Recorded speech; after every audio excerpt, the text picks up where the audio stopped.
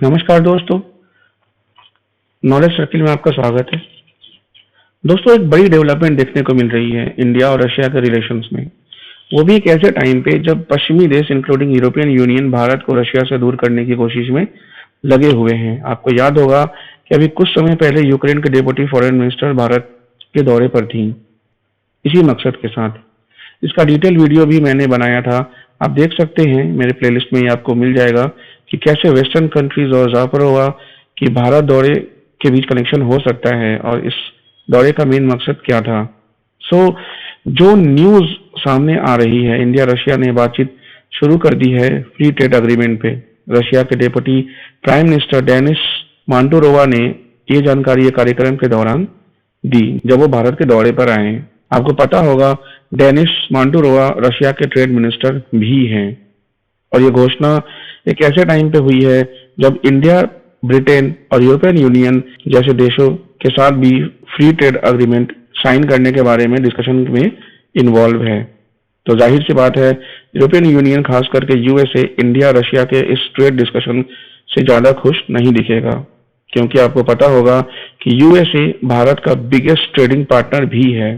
अभी financial year 23 में India US का ट्रेड 128 बिलियन डॉलर के मार्क को क्रॉस कर चुका है। इंडिया और रशिया के संबंधों पर दुनिया भर में हाल के जियोपॉलिटिकल टेंशन का कोई प्रभाव नहीं पड़ा है और भारत ने इसकी सराहना भी की है, जो इंडिया रशिया के संबंधों की मजबूती के संकेत हैं। आप यहाँ पे देख सकते हैं कि भारत के foreign minister Shri S Jaishankar ji ने इस प्लेटफॉर्म के माध्यम से, मतलब India Russia business dialogue platform से, ये बात कंफर्म की है कि इंडिया और रशिया के रिलेशंस ग्लोबली स्टीडीएस्ट हैं। भारत के साथ जब से भारत आजाद हुआ है और जब से रशियन फेडरेशन का जन्म हुआ है, इन दोनों के रिलेशन बिल्कुल स्टीडी हैं, यूनिफॉर्म हैं। यहाँ पे एक इम्पॉर्टेंट बात यह भी है कि बहुत ही जल्द इंडिया और रशिया के ट्रेड 50 बिलियन डॉलर के मार्क को क्रॉस कर जाएंगे।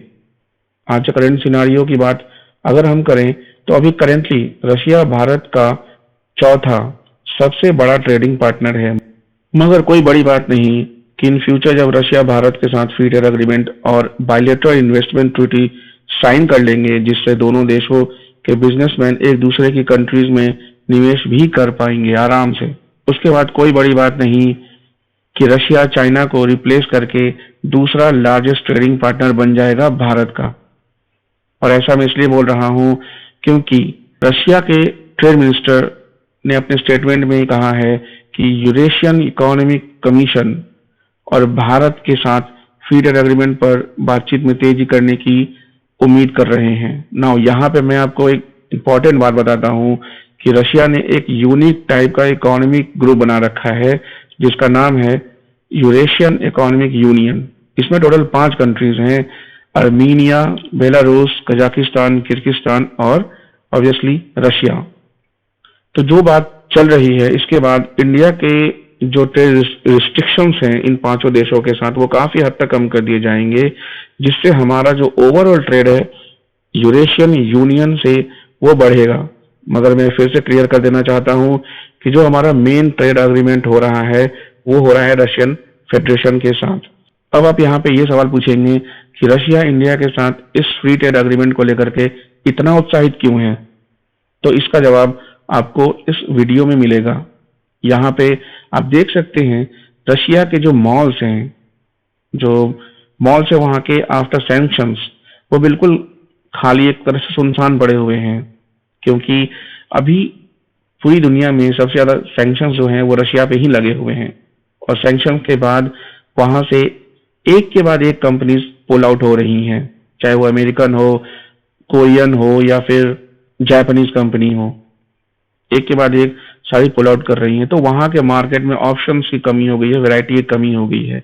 लोग ये सोच रहे हैं कि भाई हम अगर मॉल जाएंगे तो परचेज क्या करेंगे, परचेज करने के लिए वहां कुछ खास बचा नहीं है, इसलिए मॉल्स भी बंद हो रहे हैं। और इसलिए रशिया अभी के लिए फिलहाल ये चाहता है कि इंडिया करीब 500 प्रोडक्ट्स यानी 500 प्रोडक्ट्स, चाहे वो फार्मास्यूटिकल्स हो, ऑटोमोबाइल्स या लोकोमोटिव के पार्ट्स हों, उनको आराम से एंट्री मिल जाए रशियन मार्केट के अंदर। और वो सस्ते दामों पे ये परचेज कर सके।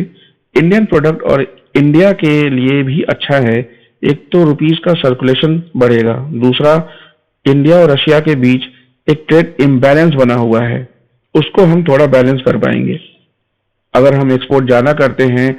अब आप पूछेंगे कि मैं किस ट्रेड इम्बैलेंस की बात कर रहा हूं। अभी तो मैंने बोला कि इंडिया रशिया का ट्रेड 50 बिलियन के मार्क को क्रॉस कर चुका है। तो अब मैं किस ट्रेड इम्बैलेंस की बात कर रहा हूं। एक्चुअली क्या है ना कि हम रशिया से इंपोर्ट ज्यादा कर रहे हैं क्रूड ऑयल। रशिया हमें सस्ते दामों पर क्रूड ऑयल बेच रहा है, तो अगर हम बस परचेज करते रहें तो इम्बैलेंस तो होएगा ही। इसलिए ये जो बायलैटरल एग्रीमेंट है, जो FTA free trade agreement India और रशिया साइन करने जा रहे हैं, वो भारत के लिए भी अच्छा है। क्योंकि अगर ये एफटीए सक्सेसफुल रहा, जिसके चांसेस ज्यादा हैं, तो बाकी जो भी एफटीएज हैं, फिर चाहे वो वेस्टर्न कंट्रीज के साथ ही क्यों ना हो, वो पीछे छूटने वाले हैं। क्योंकि इस फ्री ट्रेड एग्रीमेंट से इंडिया रशिया के रिलेशन को एक मेजर बूस्ट मिलेगा, जो मे भी बहुत सी कंट्रीज को हजम ना हो। अभी इस पे काफी स्टेटमेंट्स भी आएंगी इन फ्यूचर, जो भी इंडिया रशिया के रिलेशंस को आइसोलेट करने की कोशिश में थे। तो इससे अपडेटेड वीडियो आती रहेंगी, लेकिन आज के लिए बस इतना ही। मैं उम्मीद करता हूँ कि ये वीडियो आपको अच्छी लगी होगी। कि क्या राय है इस ट्रेड अग्रीमेंट के बारे में, ये मैं जानना चाहूंगा, तो आप कमेंट में जरूर मेंशन करें।